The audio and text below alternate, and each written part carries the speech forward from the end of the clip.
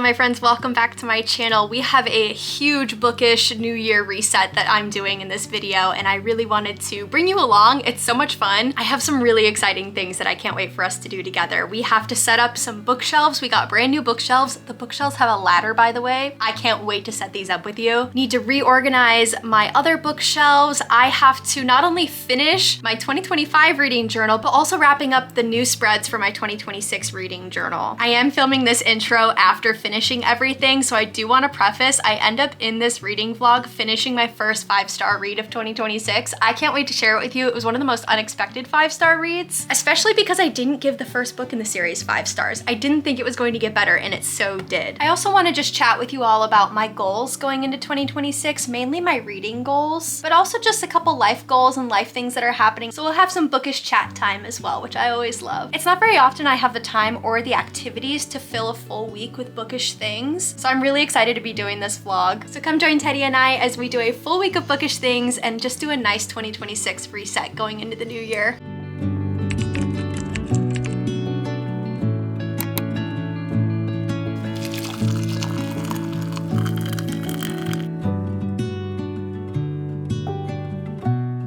I thought today we could start a bookish vlog for the new year, and I feel like it's the perfect timing because we just got new bookshelves in. I am so excited. I didn't film the setup, but it took about 4 to 5 hours today to not only get these out of their boxes, and the boxes were absolutely enormous. We actually had to pay a guy to come pick them up. They were 8-foot long boxes. There was no way we were fitting these at the curb. Luckily, we got all that taken care of, but now we're on to the fun part, which is styling and setting up the bookshelves. Starting off the new year, I do have a lot of other bookish goals and just things that I need to get organized before we kick off the year, including reading journals, setting up these shelves, setting my reading goals, etc. Unfortunately, right now I have to do the not so fun part, which is cleaning up. The boxes were filled with styrofoam, which I absolutely hate. I hate when things are packed in styrofoam. Partially, yes, because it's messy, but also it's just absolutely terrible for the environment. So I'm hoping that this is the last big piece of furniture that we have to order for quite a while in our new home. I really try to thrift furniture as much as I can. About 80% of our furniture in the house is thrifted, which I'm really proud of, but these were just really special bookshelves that I found. They're also fully anchored into the wall, so these truly are forever pieces. But our floor is covered in teeny little bits of styrofoam like this, so I need to go clean all of that up, and then we will start organizing.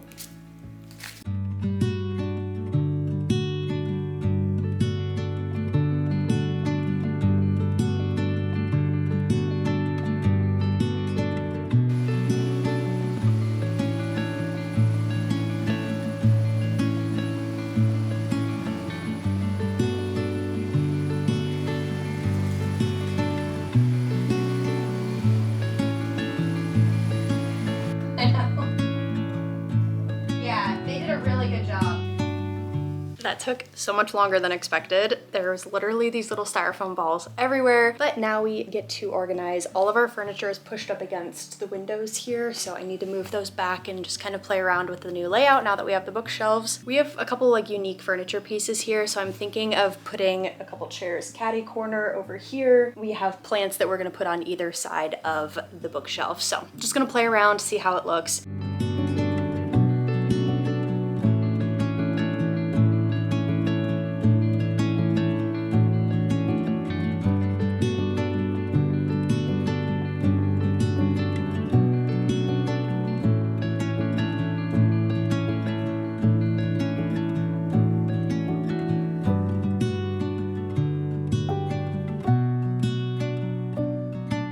This is our chessboard. It's built into the table, so you kind of have to have the chairs next to each other so you can play properly. So I kind of just have to figure out how I want these chairs to sit in the room without blocking the whole bookshelf.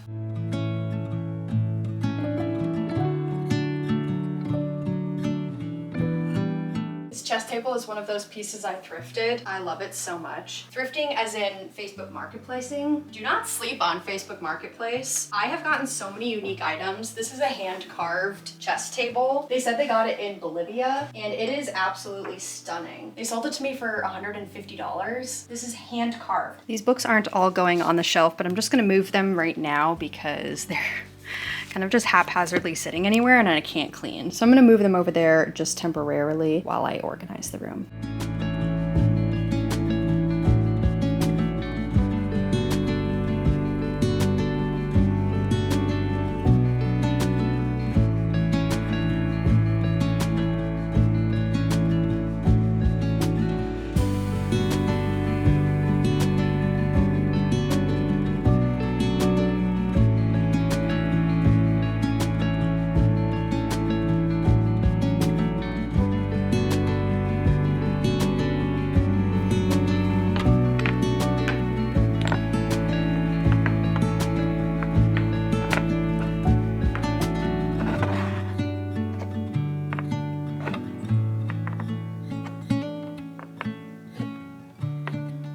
you can kind of see better now, but this is the Trojan side. We've got the horses and we've got the walls of Troy. And then over here we have the Greeks. So instead of the horses that Troy is known for, we've got the Trojan horse. And then I like to think that this is Agamemnon, and then that is Odysseus, and this is Menelaus as his bishops. Okay, this is kind of what we're working with right now. Obviously, like, there's not enough room in the corners for us to tuck both chairs into. They're actually pretty large sitting chairs, but since we have doors here to the outside, I just like having the chairs over here by the fireplace instead. I also think it's a little bit more cozy. We'll put some big plants back there and start setting up the bookshelves.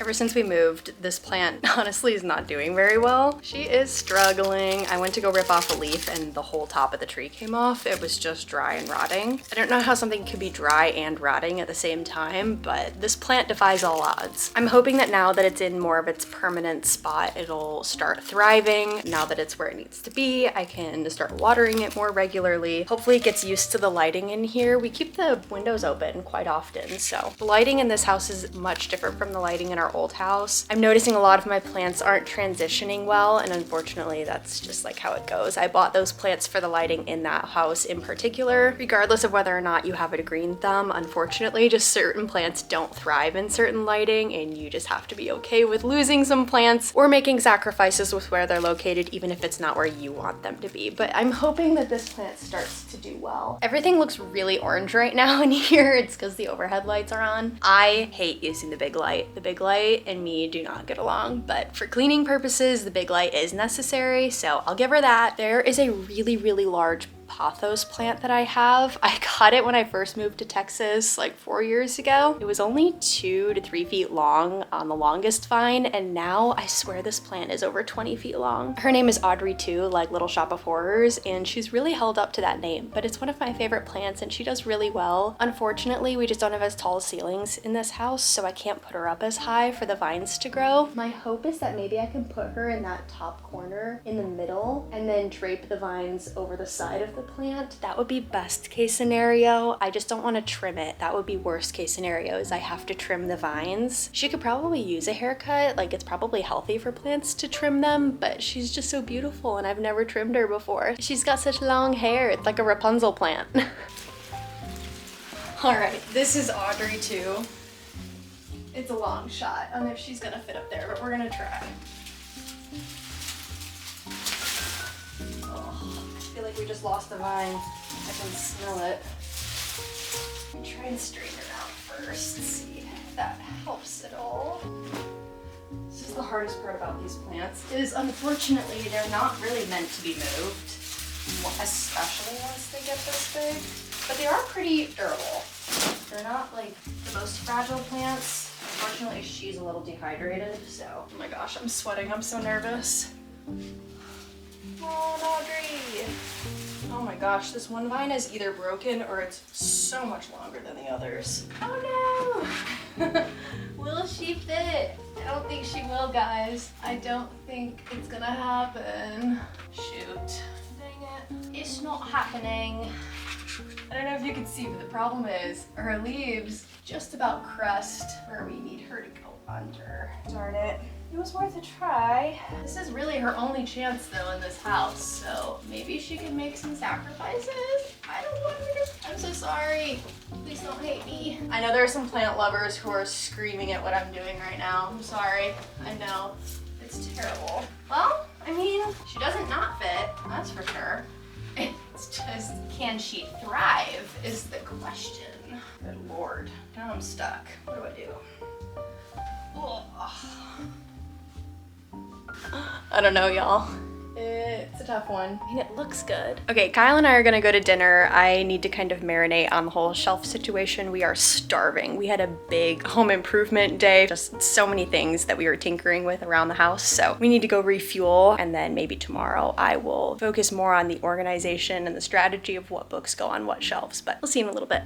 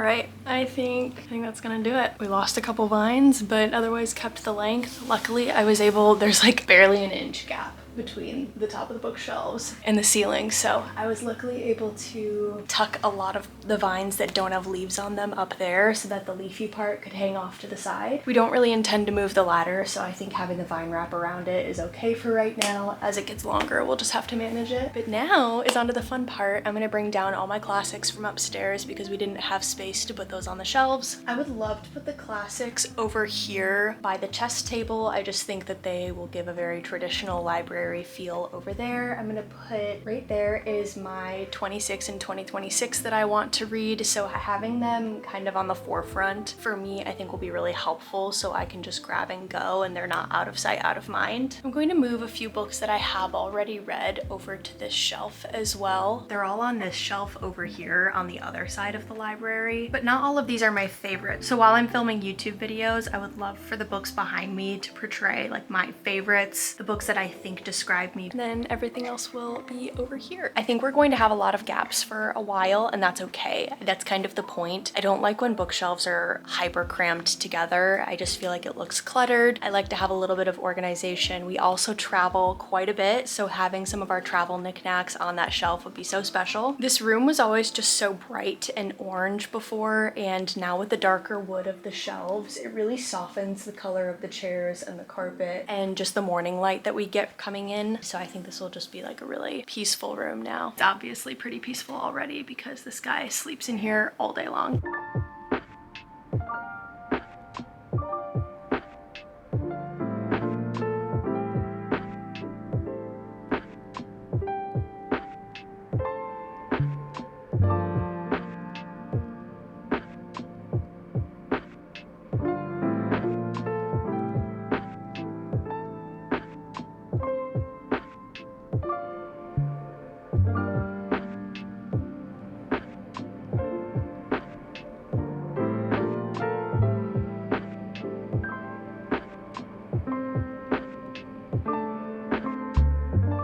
These are by far my favorite thrift finds I've ever found. I found a Dante and Beatrice bookend set. I really wish I knew the history behind these. I don't know how old they are or where they came from, but since I studied classics in college, they just hold a very special place in my heart. I've been so excited to get these up on the shelves finally. I'm gonna put it where, like, these are my most beloved classics that I've read. So I wanted these to have a nice front and center spot.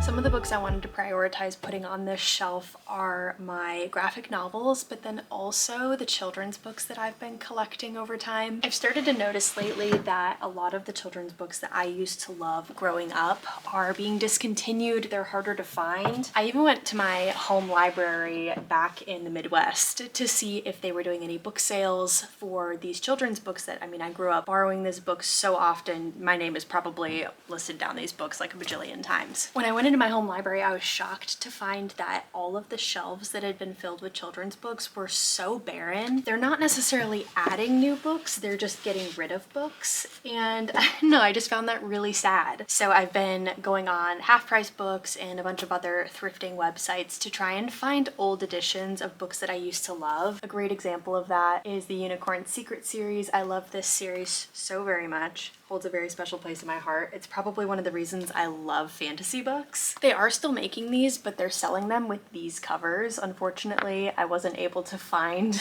the original cover to this book in the series, but you can't tell me these aren't the most beautiful book covers you've ever seen. They just don't make children's books, especially the way that they used to. I strongly believe this. It's important to me that my kids one day have quality literature and also find passion in reading. I think some of the stuff that kids are being forced to read nowadays just is, one, not really teaching them anything anything about life, to not teaching them magic. We're really like discouraging people, especially kids, I feel like nowadays, to use their imagination. All they do is sit on their phones and scroll and watch TV, but they're not actually using their imagination and getting creative. So it's important to me that my kids have books that inspire them to do all of those things. So yeah, some people might think I'm preparing way too far in advance by getting all of these books when I don't have kids yet. But when I tell you how hard it is to find some of these books today, I can't imagine how difficult it's going to be to try and find these books 5-10 years from now. I will say a lot of these are from my own personal collection from growing up. There's a nostalgic value in a lot of these books. Some of these were gifted to me by people whose kids had moved out, gone to college, and they were just going to donate them. Like the Rainbow Magic series, I loved this series as well growing up. There's like 50 plus books in this series. I only own 7. Magic Tree House as well with Jack and Annie, loved this. And then I've also collected some more picture style books, not necessarily chapter books, but these were some of my favorite. The Snail and the Whale and A Family for Old Mill Farm. This was a book that lived in my brain, but I could not for the life of me remember what it was called. I went down a rabbit hole for I can't even tell you how long, years, trying to remember the name of this book. I finally found it and it was on a thrifting website. I couldn't believe it. The artwork in it was just so memorable. So this was actually, you could tell a library donated this because it has the cover and it has the library sticker on the side, which I think is kind of cool. But it's also sad that libraries are off shelving these books. They're so beautiful. They're not, this is when children's books were written well. They were illustrated by real people and not AI. I genuinely just think that books 10 years from now are going to be so cheaply written and so cheaply illustrated. So collecting these is all the more important for me. Just another thing I was really excited to put on these shelves. I think I'm going to bring down my physical TBR from upstairs. They're on just kind of like a cheap shelf right now. I plan on donating or selling that bookshelf and just kind of downsizing. We don't need any extra clutter in the house. So just gonna bring everything down here. I also love having my physical TBR down here because I'm down here the most often. If it's out of sight, out of mind, I mean, that's how I end up buying more books instead of reading what I actually have. Just gonna move them down here. And then I think that's pretty much it. There's still some space throughout the shelf that will probably be left behind, but I think this is the home stretch.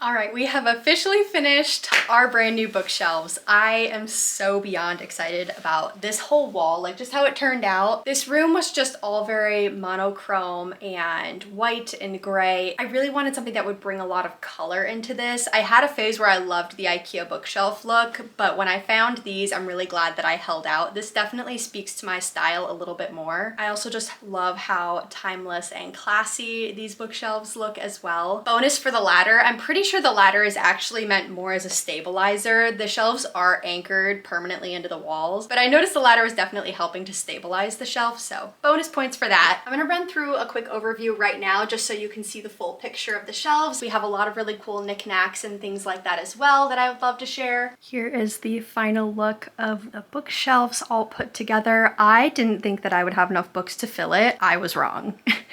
So I just want to do a quick walkthrough of the shelves. We'll move from over here over to the right. Starting on the far end by the chess table, I wanted it to have more of a sophisticated feel. So I put my Harry Potter books up here. Those are from my childhood. I really loved those books growing up. I got those maybe when I was 10. Haven't read them in obviously over a decade, but they're up there in kind of a place of honor. Over here, we have all of my nonfiction philosophy. There are a couple randos scattered throughout there, but most of it is Plato Plato, Hesiod, Rousseau, Descartes, Nietzsche, and a couple others. I've read several of these in college, but a lot of these were gifted to me by my professors, or they're also my fiancés. My goal in 2026 is to read more of these. Moving down, this shelf has kind of my place of honor books. These are the classics, which I wrote my thesis on some of these. So we've got our Shakespeare over here. We of course have our beautiful Beatrice and Dante bookends. I love these so much. I still cannot believe that I thrifted those. These are all books that I read several times in college. So we've got the Iliad and the Odyssey, the Aeneid, Aeschylus. I can never pronounce that, to be honest. I've never been able to. And I've read it several times. It's kind of embarrassing. Then we have Dante's Divina Commedia and the Decameron by Boccaccio. And that's the one that I wrote my thesis on. I want to talk about that one a little bit more because I have a piece on this shelf related to that. Over here are several other epics and classics, many of which I haven't read, like Popol Vuh, the Mahabharata, Moby Dick, Window Epic, Monkey, Paradise Lost, all books that I definitely need to read. And again, it's on my list for 2026 to read more of the classics, maybe even rereading some of my favorites. I'm not the biggest Shakespeare fan, in all honesty. There is a lot of value to them, but those are ones that I have to kind of pace out. Down here, we have another Dante bust. I got that one when I was in Florence, where Dante is from. I was gifted a lot of these books, and these are also kind of my delicate books, the books I won't be reading physically. I found this version of Canterbury Tales when I was in Salem. It was outside of a bookstore on a $3 cart, just kind of to like take it and go. And it was just baking in the sun. You can tell it's in absolutely terrible condition.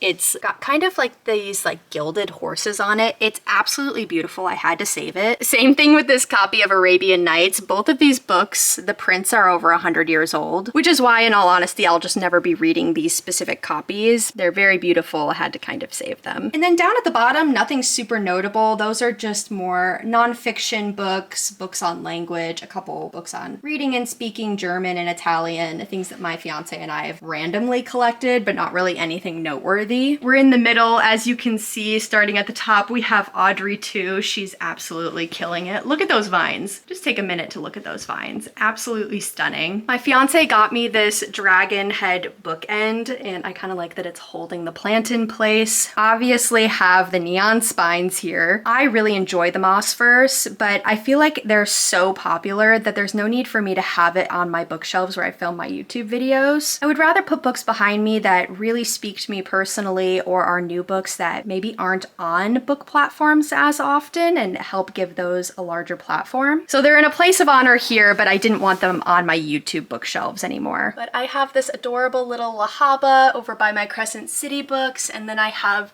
this cute little surreal. I got both of these off of Etsy. Down here I have Manacled and Alchemized. I've not read either of these books. I definitely need to get around to doing that. I actually was told by somebody who's read both that it's better to read Alchemized first and then Manacled if you haven't. I thought that was a really interesting perspective, and I think I'm gonna do it that way. And then I have this beautiful hand-drawn map of the path that the Black Plague took when it hit Europe. I found this at a market. This map maker was selling them, and I couldn't believe my luck. It has a quote here by Boccaccio, and again, he wrote the Decameron, which is what I wrote my senior thesis on. I specifically wrote about the plague, and I happened to be writing my thesis during COVID when it first broke out, so it was perfect timing. I also thrifted these adorable little bookends at this flea market a few months ago. I love them. They're playing hide and seek. In another place of honor is the Remnant Chronicles. This is the series that started it all. This is what really got me into fantasy growing up. I have read this series more times than I can tell you, specifically Kiss of Deception. My mom and I basically owned this book when it came to our library. We would just borrow it over and over several times a year. I definitely want to do a reread of these soon. Beneath that, we have my YA fantasies that are on my TBR to the left, moving into my fantasy, adult fantasy, and romantasy. I've not read any of these books, so I didn't want them in a place that's super obvious when you walk into the room. And then down below are the children's books I've been collecting, like I was telling you about. So we go from kind of true children's books to young children chapter books. I also have this little book nook that I created, and then all of these are graphic novels. And then below that, I felt it was perfect to put the games over by the graphic novels. Everdell is our favorite game of all time. I would love to get some more expansion packs for this one day. We also have some puzzles. We find that of our games are out in the open, we go to grab them more. So I wanted to make sure that they were in a place that's easy for us to grab and not just stuffed away in some closet. All right, and finally, moving to the top here, I'm gonna climb my ladder. I thrifted this beautiful copy of, I think it's called The Princess and the Knight. It's matted, it's framed, it's so stunning. I can't believe somebody got rid of this, but it's one of my favorite paintings and it fit perfectly up here in this nook. Then we also have my decorative copies of Game of Thrones. The print on those is so small, so I had to end up getting the larger paperbacks because I actually just couldn't read it. If you know anything about me, it's that I'm blind as a bat. Here is my priority TBR for 2026. If you want to hear me go into more detail on these, I did just post that video on my channel, my 26 and 2026 that I want to read. I wanted to be sure these books were up front and center for me instead of out of sight, out of mind, so I'm reminded to grab them. Over here, this is really cool. It's black sand from Iceland. My fiance and I went there, I guess it's 2 summers now, not last summer. It is kind of hard to see with the lighting here reflecting off the glass, but I thought it was a really cool bookend. It ended up working out really well. This is more of my TBR. We have my sci-fi. Moving into my high or political fantasy over here, or series that I've started. Down here, I thrifted this little swan vase that I have a plant in. Seriously, if you are getting the theme of this tour, highly recommend thrifting bookshelf items. You're going to find the coolest things if you do that. These are more of my academic books. We have some nonfiction, we have more modern philosophy books, also just a lot of classics in here. I'm really excited specifically about Chasing Beauty. This is about the founder of the Isabella Gardner Museum in Boston, which I visited, and it has a really cool crime story attached to it. If you want to go check that out, there is a mini series on Netflix I highly recommend. And then over here we have my historical fiction, or books kind of based in history, even if they're a little bit fantasy based like Outlander, and then just a couple literary fiction, but most of my lit fic is actually on my 26 and 2026 list. Down here we have it's actually a postcard of Apollo and Daphne. We actually saw that statue when we were in Rome at the Borghese Gallery. Stunning, kind of a hidden gem of a place in Rome that we went to, but these are all of my romance books that are on my TBR. They're down here not because I don't like romance, but just because I'm not really in a romance mood right now, so maybe one day I'll shift these around. And then finally at the bottom, these are, I hate to say it, books on my TBR that I'm not really prioritizing at the moment. We have some old book of the month books that I just never got around to reading, and now I'm just not really the most interested in. We have more of my dark romance or spicy romance over there, which again, there's a time and a place, not really in the mood for that right now. And then we also have some cozy fantasy and cozy books over there, and then obviously the guilty pleasure books, Twilight of course, a classic, and then a couple of my thrillers as well. I just cannot believe how beautifully this turned out. What a statement piece. I'm excited to shuffle things around over time. Once my TBR starts going down and the books I've read start going up, I'll probably switch my TBR to the shelf behind me where I film my YouTube videos, but for right now, this works great. If you're wondering, Heidi, what is this absolute catastrophe covering your dining room table? That would be my 2026 reading journal that I'm desperately behind on, but so close to the finish line. My fiance has kindly let me monopolize our kitchen and our dining room with all of my journaling scrapbook things for probably close to a week now. I'm nearly done. I want to get all of this cleaned up for him this week since the year is kicking off and work is picking up and everything. I just kind of want to declutter, and it's also just one of my bookish things I wanted to get done this week. Just on top of the bookshelves and setting my goals for the year, getting caught up on video editing. I also wanted to get my reading journal done because I also would love to post a video about this.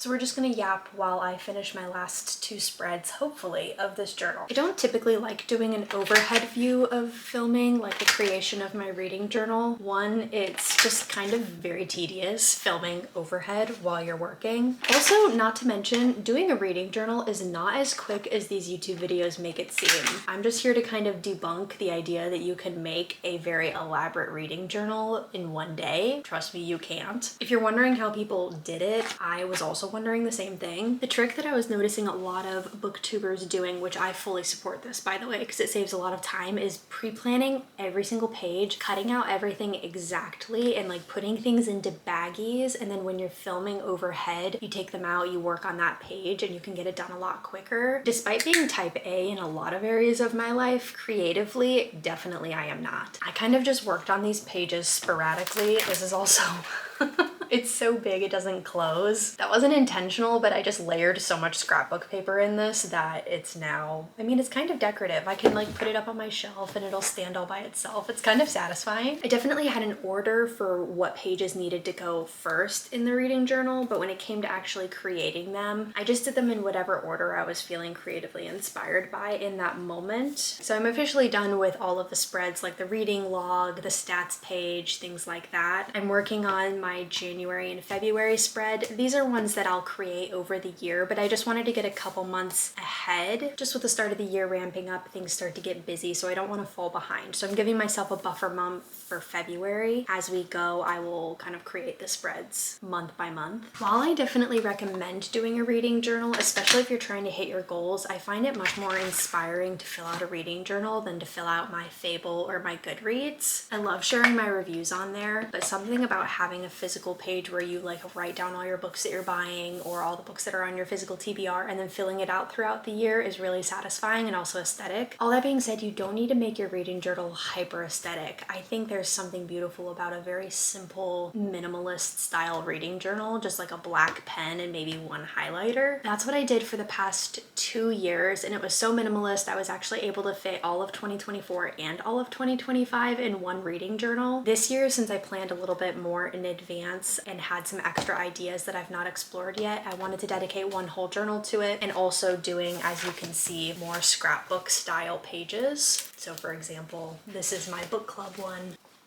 Just a lot more layering, which is why it's as thick as it is. This is so much fun. This works really well for somebody like me because if I don't put effort into the journal itself, I won't put effort into it later by filling it out. But don't feel like you need to go overboard with papers and markers and pens and highlighters and things like that. Just do what you know will inspire you to fill out the journal throughout the month. But no matter the style that you choose, I 100% recommend doing a reading journal. This is my first year where I've used little like letter stamps. It's so fun. You have to be careful though, because sometimes the ink spreads. I always try to get rid of the excess ink on the corners. If you like kind of that blocky look on your letters, then it works, but it depends on the spread I'm working on. Sometimes I care, sometimes I don't. This is when I do care. Starting a YouTube channel, as small as my channel is, really gave me a more appreciation for what YouTubers do. I think it's easy to dismiss social media of any kind as kind of a cop-out of a career, but that's just because people do it so well that they make it look easy.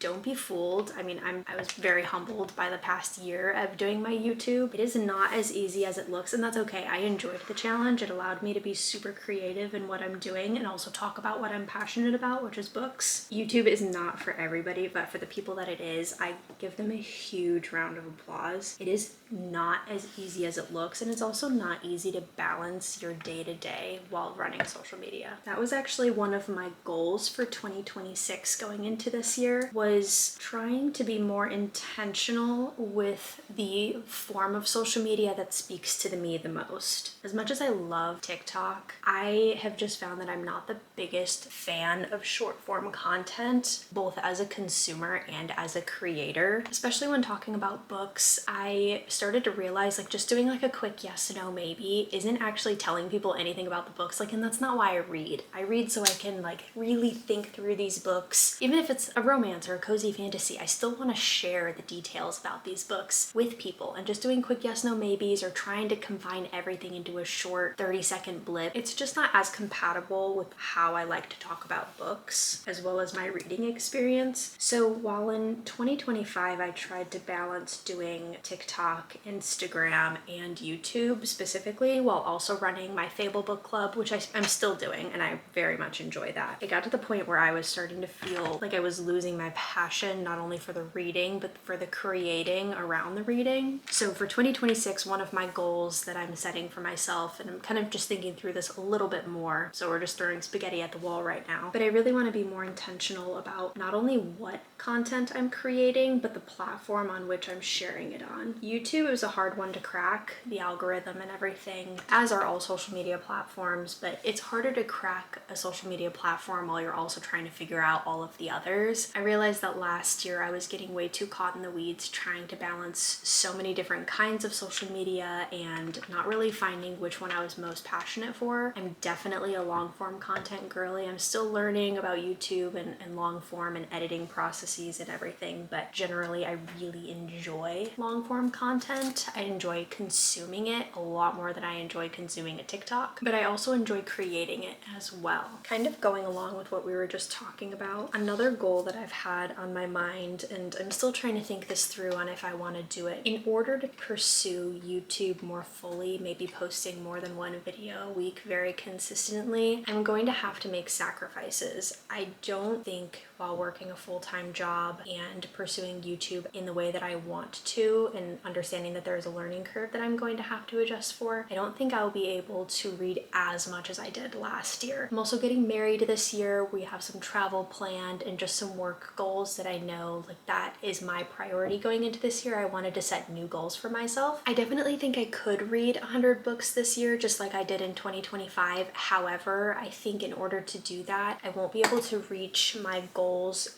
as a amateur creator as fully as I want to. So I'm just gonna kind of play that one by ear. I've not locked that goal in quite yet, but I think between reading to hit a number and reading intentionally bigger books, longer books, more thought-provoking books this year that I've put off last year because I knew that they would consume more of my time and I wouldn't be able to hit that reading goal. These are just all things I've kind of been taking into account this year when it comes to balancing creating for book content, but also reading books that I actually want to read. I found myself in 2025 while hitting my goal and while I had so many 5-star reads, there were a lot of junk fluff short books that I squeezed in there that I think contributed to hitting my goal. But at the end of the day, I don't think they really added to like my quality of life, my quality of reading. There are a lot of longer books that are still sitting on my TBR that I actually like very much want to read and I am in the mood to read right now, but I avoided them all last year because I was afraid if I really wanted to read them intentionally and annotate and take it all in, it would consume more of my time and I would read less. And my goal was to challenge myself to hit 100 books, which I did. I'm just kind of adjusting to more of a quality over quantity here when it comes to my reading. I'm not saying this because I think there is a right or a wrong way to read. Not even close. Like I think whatever your goal is, pursue that. I'm not judging. If you read 1 book a year, if you read 0 books a year, if you read 200 books a year and they're all novellas, if you read 10 books a year and they're all nonfiction, all of that is amazing to me. I actually like just genuinely don't understand why people care so much about how you read, why you read, what you read, things like that. Like just read.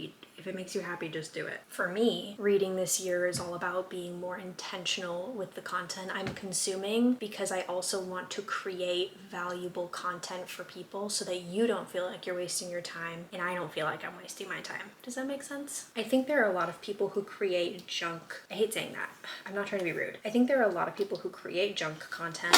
I've created junk content in order to go viral, in order to gain followers, in order to get that quick hit, but it's not actually valuable. And a lot of times it's content that you'll never think about again. I feel like I can say that because I have done that, like the yes, no, maybes on TikTok. At the end of the day, how much value is that actually providing? And also as a reader, how much is that actually fulfilling me? Do I feel like I'm really creating like good content? No, at least I don't. The content that I feel most valuable is the times I get to go into a review, even if it's a no spoiler review. And again, there's a learning curve to all of this. I'm not saying there's not balance. I think there are so many creators, I follow a lot of them, who not only do the yes, no, maybes and the quick TBR stacks and everything like that, but they also balance those where maybe that's 25% of their content to gain new followers and to catch attention and also because it's popular, but 75% of their content is actually them talking about the books in depth and giving those real reviews. Those are the creators I think are most valuable because they're strategic with it. They're not going to deny the fact that those quick videos are what gains them attention and followers in a growing platform. But at the end of the day, they do prioritize quality over quantity or quality over a quick hook when it comes to their content. I would love to hear in the comments as a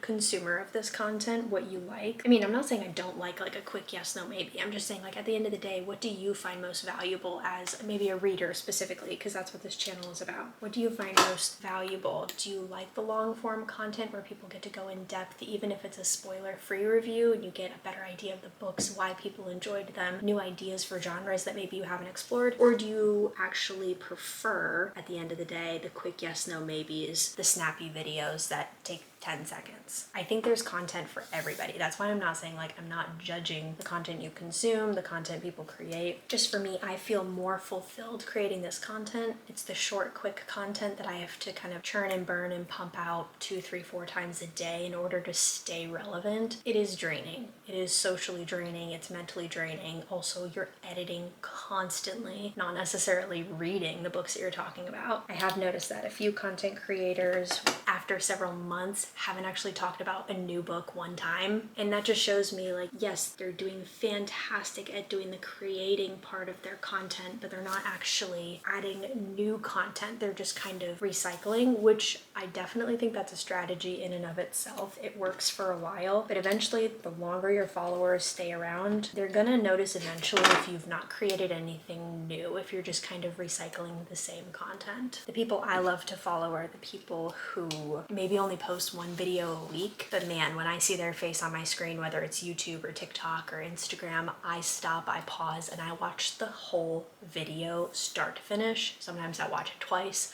Sometimes I'll just put it on in the background even if I've already watched it. That's kind of the creator I want to be. So that's just one of my, again, spaghetti at the wall goals that I'm kind of thinking through for 2026. I don't know if you can see, but this is what I've been doing, spelling out January. My luck, I also spelled it wrong and I've got to restick all of these. No, I think we're looking good. Another goal that I set for the year that actually is already in place is being more strategic and planning in advance for my Fable book club. I love my Fable book club. If you're part of it, I just want you to know I appreciate you so much. I've had so much fun this past year running Fable book club. If you're on Fable, or if you're kind of sick and tired of how dated Goodreads is, or you're looking for a really low stakes, no timeline book club that you can be part of virtually, my Fable book club is called The Wander Readers. Anybody can join. We would love to have you. But my goal for 2026 was based off of a lesson I kind of learned unintentionally in 2025, and that was, while it's good to let people vote on the book itself, it can be difficult to vote on genre because, I mean, a lot of times people like to read a certain genre at a certain time of year or around a certain holiday, and I just kind of learned that there are certain genres that I think work better in certain months. Giving the outline of those genres in advance not only helps people prepare, but also gets in the mood for that genre and also allows the book club enough time to actually think through book recommendations that we can add to the poll for later in the year. Sometimes when I was asking for book recommendations, I felt bad because it was so spur of the moment that we were getting the same recommendations several times. Maybe people weren't given enough time by me to actually think through some options. So by giving them all of their genres for every single month well in advance, and I'll repost that several times throughout the year. But my hope is that gives everyone enough breathing room to, like, if they see a genre or a new book release coming out, they can add that to the recommendation for that upcoming month, just to get the wheels turning and people can do their own research and think about it. So it makes polling and the vote itself a little bit easier. Another thing I'm shifting this year is not doing a TBR jar every single month. I love the TBR jar. I think it absolutely serves its purpose. But at the end of the day, I have so many books that I actually want to read. I would rather share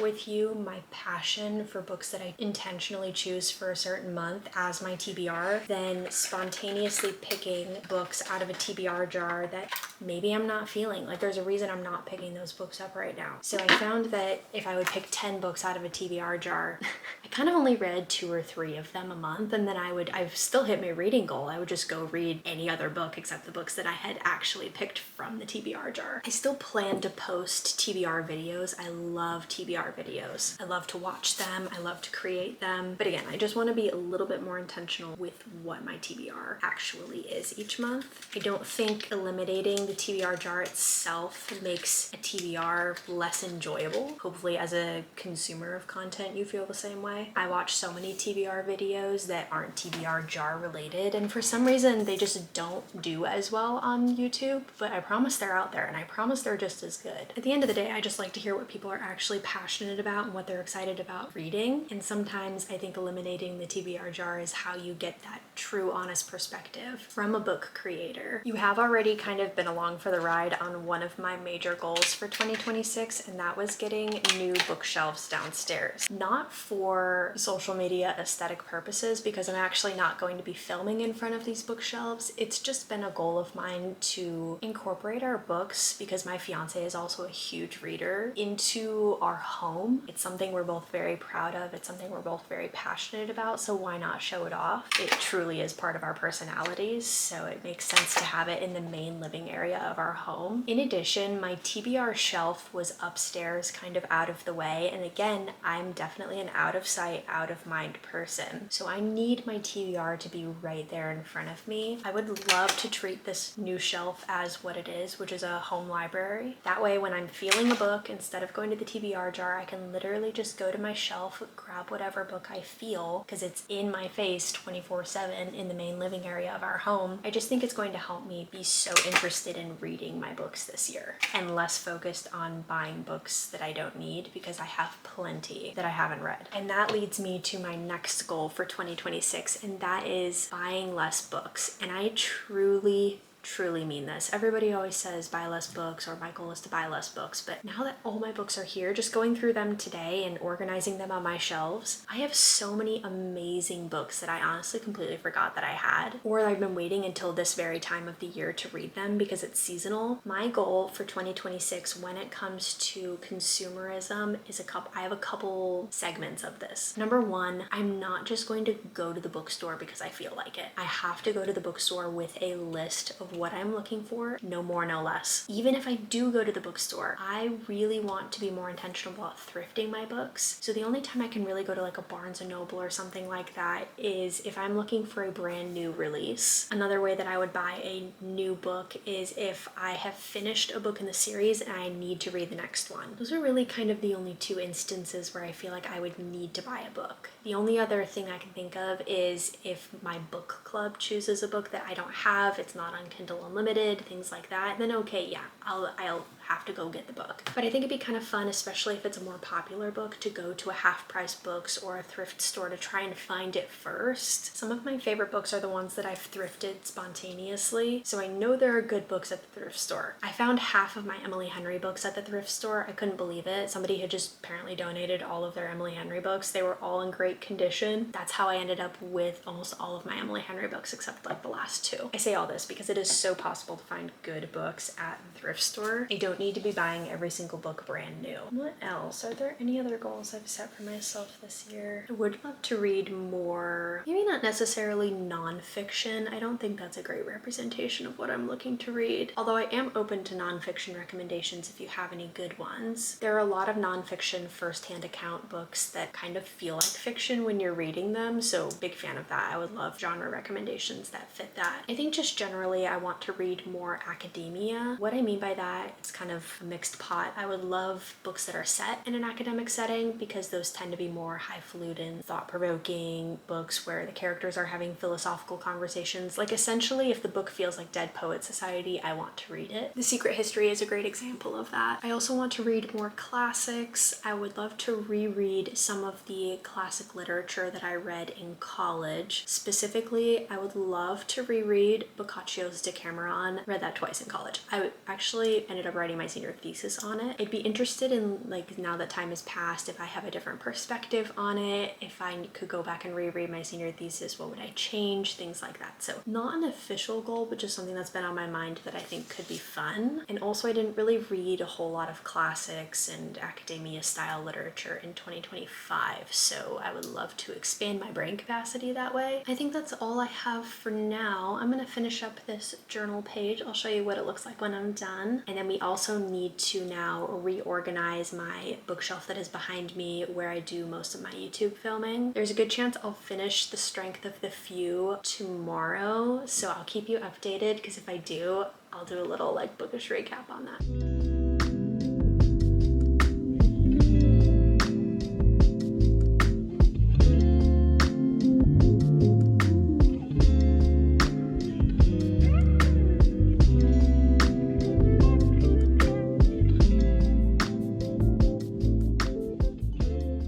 Good morning, my friends. I'm about to head to work. I have about an hour-long commute since we moved, which is not ideal. However, on the bright side, this long commute has given me a lot of time to listen to audiobooks. So I'm almost done with The Strength of the Few. This is the second book in the Hierarchy series. So book one is The Will of the Many. I liked The Will of the Many. I did it on audiobook, but it was okay. Like, it didn't wow me. I did feel like it stole, I hate to use that word. I did feel like it replicated a lot from a lot of famous books. Harry Potter, Dune. I also felt like it was inspired by the Pac-Man arcade game. Also a little bit of Maze Runner in there. So while it was good, it didn't leave me wowed. I didn't give it 5 stars. All that being said, The Strength of the Few is so much better. I can't really talk about it without spoiling how book one ends, but having so many points of view, and if you've read it, you'll know exactly what I'm talking about. Having such a unique way of having so many points of view has been so fun. I think this one is much closer to a 5 star. It might be a 4.75 because I still feel like it drags on a little bit too long, but something big just happened. I'm towards the end of the book. I have no idea how this one's going to end. I also have no idea like where it's going as a series, which I really like. I like that it's not predictable. So I have about 2 hours left of the audiobook. So that's an hour there, an hour home, and that might be my first book I've finished of 2026. I do have to work out this evening, but then after that, I want to finish my 2025 reading journal. I really kept it simple this year. I think I only have 2 or 3 spreads I want to fill out. I definitely chose to go more elaborate on my 2026 spread, but keeping it easy for 2025 is nice because I don't feel like I'm running 2 journals right now. So I need to do my Bookish awards for my 2025 journal, and I'll do a full flip through once I'm done with that as well. But yeah, that's kind of my day. I can't take you to work with me. I wish I could. It would be way more fun, but we will connect this evening. Odds damned painful where the iron cuts into my skin from the necessary tightness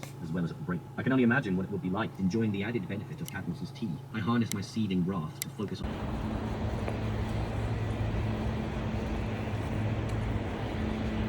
This is actually my 2024 and my 2025 reading journal. I had just enough content to fit one journal, and I didn't want to be wasteful and just keep collecting journals that I don't finish. So I have like 3 pages to spare on this, so it ended up working out perfectly. I'll be honest, I'm feeling way more encouraged about my 2026 reading journal than finishing my 2025 reading journal. This one served its purpose. It's not nearly as aesthetic as my upcoming journal. That one I think is, not to toot my own horn, but I think it's fantastic. I think it is Pinterest worthy. This one I just want to finish to basically track all of the books that I read in 2025. Maybe do some final like bookish awards, my top 10 or 12, things like that. I'm kind of ready to wrap this one up. I don't want to go above and beyond on the stats and everything like that. I mean, my monthly snapshots, I got really lazy with it. And that's why for 2026, I'm not going as elaborate. Like, look, I didn't even fill out my stats for May. My favorite part is to print out the book pictures, but other than that, I don't need 2 pages dedicated to each of my stats. So that's something I learned and will be adjusting for 2026. So basically, I'm just going to glue the pictures of the books that I read for November and December. Then I have, I think this is my monthly fave and my top 10. I don't even think I printed out pictures for those, so I don't even think I'm doing that. I have a stats page and then a page for my bookish awards, so I printed those out as well. And then I have to fill out my audio and digital books, which is an earlier spread I actually kind of pre-created. I won't be doing that spread in 2026, but may as well fill it out because I have it ready here. So I'm gonna do that right now and watch some Rachel Catherine, catch up on her videos. I've also been watching Sophie Jane's Vlogmas. I've watched Rachel for several years now, but I just kind of started getting into Sophie's content as well, and I really like that she talks about health and wellness on top of bookish and bestie content. Yeah, I will do a final flip through of my reading journal once I am done. This will be the only time you'll see the finished results of my 2025 reading journal, because after that, I'm not posting another video on this journal. Everything I post will be on my 2026 journal. I don't really feel the need to create a whole video for my 2025 spreads, but if you're looking for something a little bit more simple, more analog for a reading journal, this one probably will be pretty good for you. And then my 2026 reading journal will be more elaborate and crafty, if that makes any sense. So I'm gonna watch my YouTube and hopefully knock this out and then officially clean all of my scrapbooking stuff, because I think Kyle is ready to have his kitchen back. I've been monopolizing it with all of my scrapbook stuff. I tried to tidy it up last night. I got most of it tidied up, but I need to finish that so he can have it back. I've thrown away. I'm just reading. I know this is not a reading vlog, but following. Like, it just almost feels like there isn't a point apart from maybe I try a new hobby every year. Like, it's such a first world problem, but it's just sad. I was on like a daily routine, but just like new frames. Obviously I'm obsessed with them, but I think I still need a better or like taller, like this, because I feel like that'll look really good over there.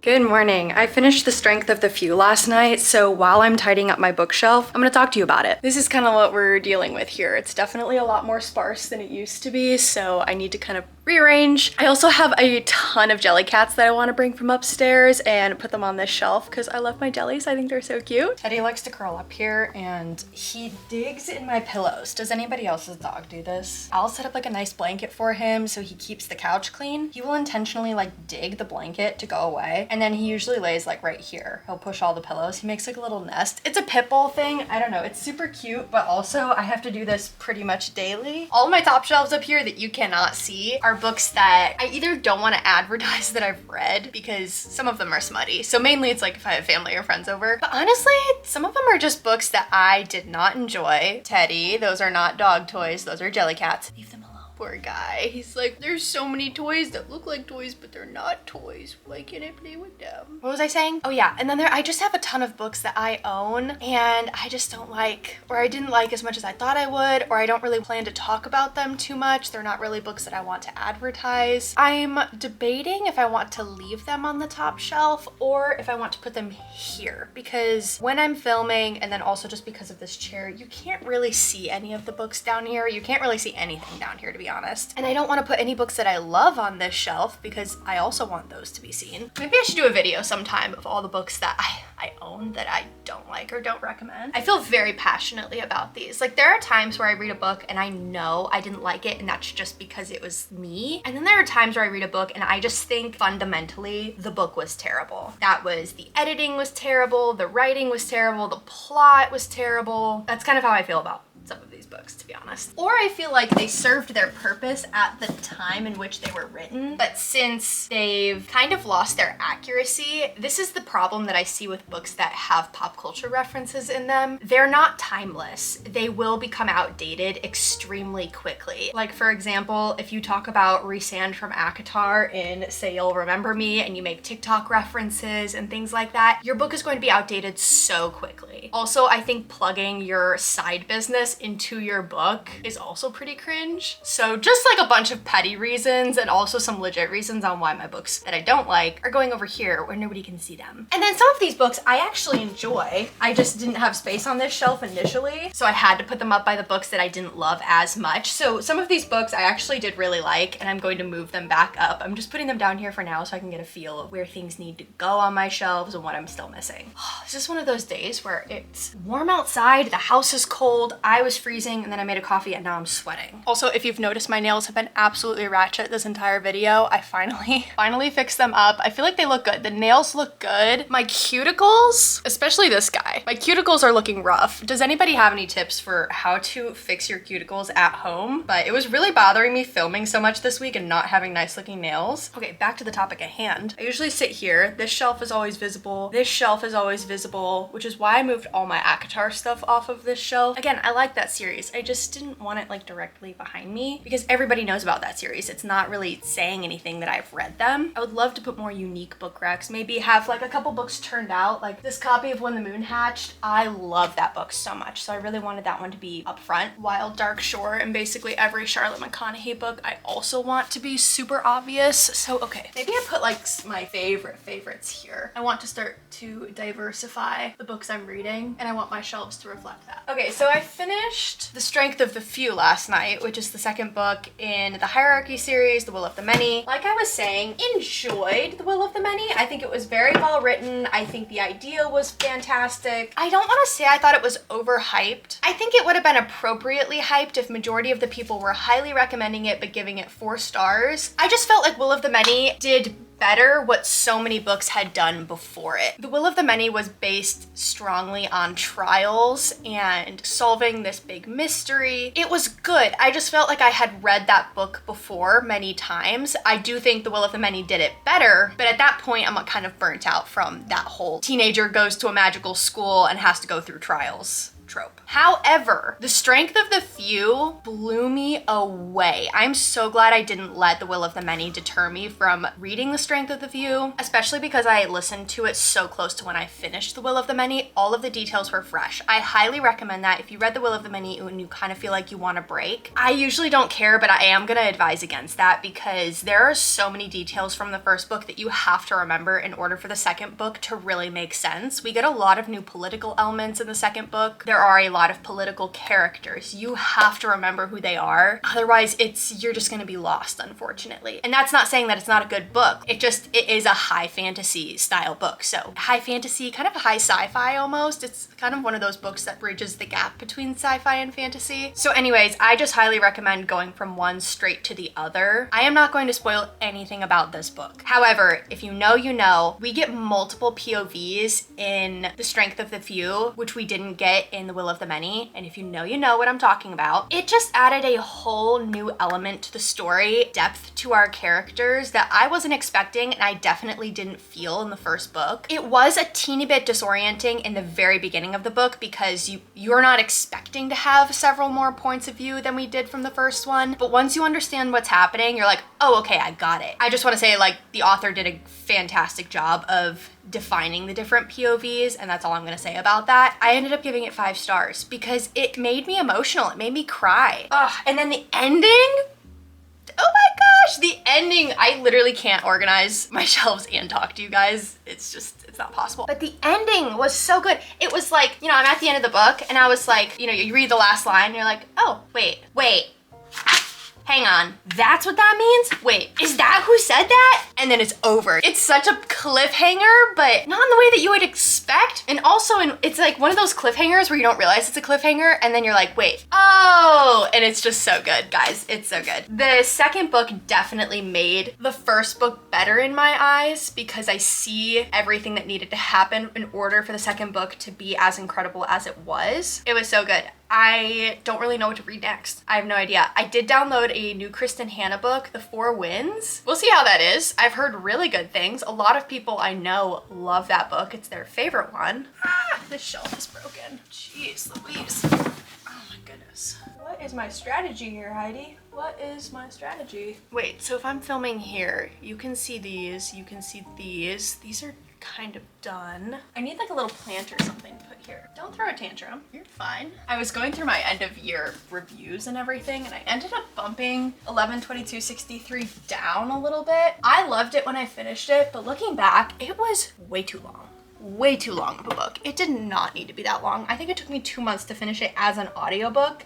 Embarrassing. And I was at like 1.5 speed. We need to normalize allowing people to change their book ratings after the fact. Okay, this one kind of goes better here, and this one goes better here, and this one goes better here. These are all kind of time travel books now that I'm thinking about it. That's kind of cool. Okay, and then obviously we have all of my Charlotte McConaughey, Place of Absolute Honor. But I didn't love these. I'm gonna put my thrillers kind of up top. You know, I'm not a thriller person. I'm just really not. I've tried. I think going into 2026, I'm not gonna read as many thrillers, I guess, but specifically Frida McFadden. I'm done with Frida McFadden. I'm done with Colleen Hoover. I'm just not super, I don't know. I feel like that time has come, that time has passed. They served their purpose. Moving on. This was one of our book club reads. This was our first book club read in 2025. That's a good one to read in the new year if you're looking for something. We all generally liked it. I don't think it did anything like astounding, but it was also a little too long, but overall, the plot was great. I just realized I don't really have a whole lot of plant life happening over here. Can I squeak that plant in?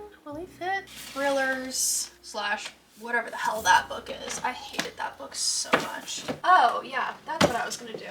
I'm gonna move my YA fantasy up here, not because they're bad, just because it's not my primary genre that I read and advertise to folks. Mate and Bride, I freaking adore these books. I gotta say, Book Talk really did me dirty on the whole Bride and Mate thing because I put off reading those books for so long, and they are so good. I had never read any Allie Hazelwood. Those were the first ones I picked up, 10 out of 10. The only Zodiac Academy book I've ever read, so I guess I can throw that up here. I don't really think it like says so much about my reading taste because I've obviously only read one. Same with One Dark Window. You know what I think we need? I think we need to incorporate a couple Jellicats. Can I scoot? Ah! No, Charlotte! R.I.P. Disrespect. I'm so sorry.